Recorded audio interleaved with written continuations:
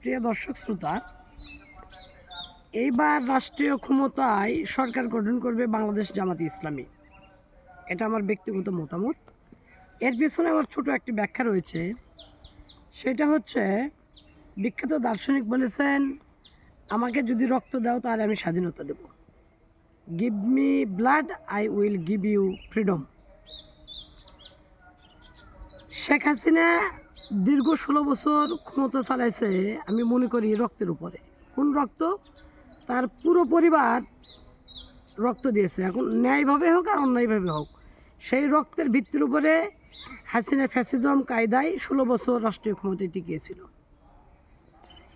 এদেশের স্বাধীনতার ঘোষক শহীদ প্রেসিডেন্ট জিয়াউর রহমান, তার রক্তের ভিত্তির উপরে বাংলাদেশ বিএনপি 2 টার্ম অর্থাৎ 10 বছর রাষ্ট্রীয় ক্ষমতায় ছিল। অতঃপর এই বছর জামাত ইসলামী রাষ্ট্রীয় ক্ষমতায় সরকার গঠন করবে, কারণ বাংলাদেশ জামাত ইসলামী এবং বাংলাদেশ ছাত্র শিবিরের শত শত হাজার হাজার মানুষকে গুম করা হয়েছে, খুন করা হয়েছে, হত্যা করা হয়েছে, নির্যাতন করা হয়েছে, নিষ্পেষিত করা হয়েছে, অত্যাচার করা হয়েছে, সীমাহীন জুলুম চালানো হয়েছে। আল্লাহ রাব্বুল আলামিন বলেছেন, আমি আল্লাহ আমার জন্য জুলুমকে হারাম করলাম। স্বয়ং সৃষ্টিকর্তা আল্লাহ তার নিজের জন্য জুলুমকে হারাম করেছেন। এবং এদেশের সবচাইতে বেশি মাজলুম নির্যাতিত দল যেটা, সেটা বাংলাদেশ জামাত ইসলামী।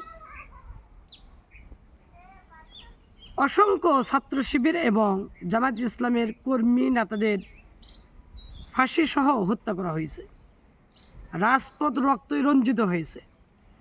36শে জুলাই আন্দোলনে প্রায় 1400 থেকে 1800 তরুণ, যুবক, বৃদ্ধ, বয়স্ক, কচিকাঁচা সকল স্তরের মানুষেরা জীবন দিয়েছে।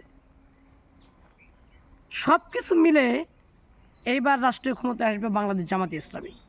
কারণ এই এনসিপি এবং জামাত ইসলামীদের সবচেয়ে বেশি রক্ত ঝরছে রাজপথে।